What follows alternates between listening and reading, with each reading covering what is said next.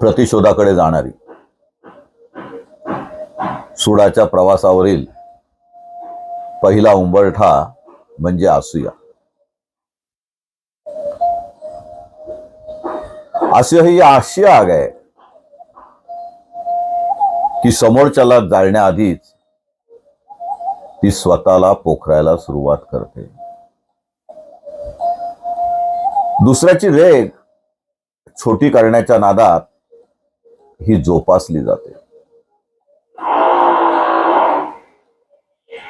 असूया ही स्वतःच्याच प्रगतीतली मोठी आडकाठी ठरते.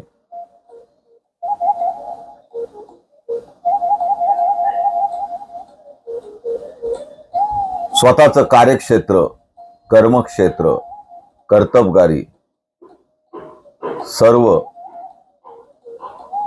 ऱ्हासाकडे प्रवास सुरू करण्यासाठीच कदाचित हिचा जन्म होत असावा.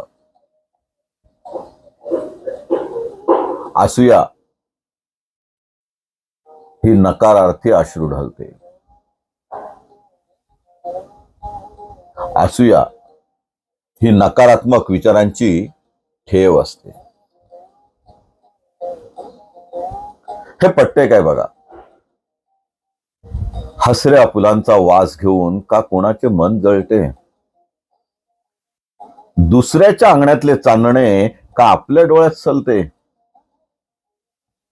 प्रगतीची पावले दुसऱ्यांची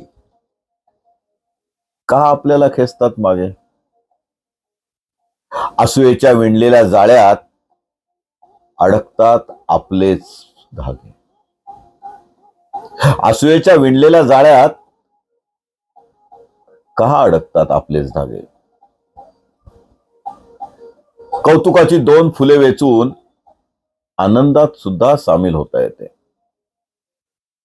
मत्सर सोडला की मनाला खरे समाधान गवसते.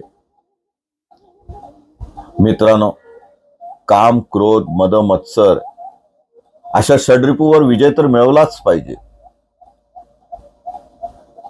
पण मत्सराची सुरुवात ज्या आसुरे शक्तीने होते तीच ही असूया.